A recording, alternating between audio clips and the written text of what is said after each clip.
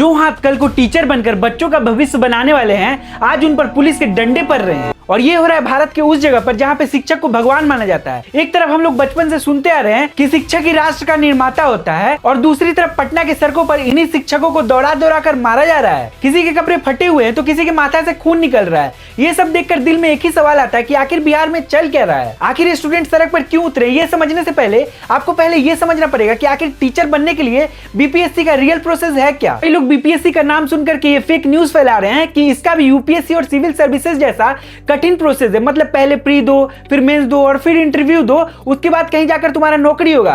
पर ये बिल्कुल गलत है। इसका प्रोसेस बहुत सरल और डायरेक्ट है। सबसे पहले आपके पास ग्रेजुएशन के साथ साथ बीएड और डीएलएड का टीचिंग डिग्री होना चाहिए। इसके बाद आप लोगों को एक एलिजिबिलिटी टेस्ट पास करना होगा, जैसे 1 से 8 क्लास के लिए सीटेट और 9 से 12 क्लास के लिए एस्टेट का। जब आप ये पास कर लेते हैं तब आता है बीपीएससी टीचर रिक्रूटमेंट एग्जाम। इसके अंदर आप लोगों से सिंपल एमसीक्यू के क्वेश्चन पूछे जाते हैं। ना कोई प्री होता है, ना कोई मेंस होता है और ना ही कोई इंटरव्यू होता है। अगर ये एग्जाम पास करके भी आपका मेरिट लिस्ट में नाम आ जाता है, सीधा आपका डॉक्यूमेंट वेरिफिकेशन होता है, उसके बाद आपको टीचर की नौकरी मिल जाती है। तो अब सबसे बड़ा सवाल ये आता है कि आखिर जब प्रोसेस इतना सिंपल है तो आखिर ये स्टूडेंट रोड पर मार क्यों खा रहे हैं। तो स्टूडेंट का सिंपल सा 3 डिमांड है, चलिए इसको समझते हैं विस्तार से। अटेम्प्ट्स की लिमिट। पहले कोई भी स्टूडेंट अपनी जिंदगी भर में केवल 3 बार बीपीएससी का एग्जाम दे पाता था। आप खुद ही सोचिए, एक मिडिल क्लास का बच्चा जो कि पूरी जिंदगी अपना इस एग्जाम का तैयारी करता है, उसको सिर्फ 3 चांस मिलेंगे इस एग्जाम को क्लियर करने के लिए। हालांकि स्टूडेंट के प्रोटेस्ट के बाद अब इस लिमिट को बढ़ाकर 3 से 5 कर दी गई है, पर अभी भी सरकार ने इस चीज पर कोई ऑफिशियल कन्फर्मेशन तो दिया नहीं है, और साथ ही एज रिलैक्सेशन के बारे में भी कुछ सटीक जवाब नहीं दिया है, जिससे स्टूडेंट के मन में गुस्सा और कंफ्यूजन दोनों है।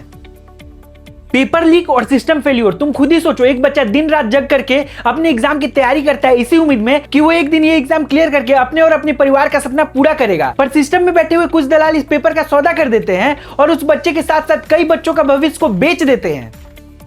Supplementary result. टीआरई 1 और टीआरई 2 के बाद कई सीट खाली रह गई थी क्योंकि कई स्टूडेंट 1 या 2 मार्क्स से बच गए थे।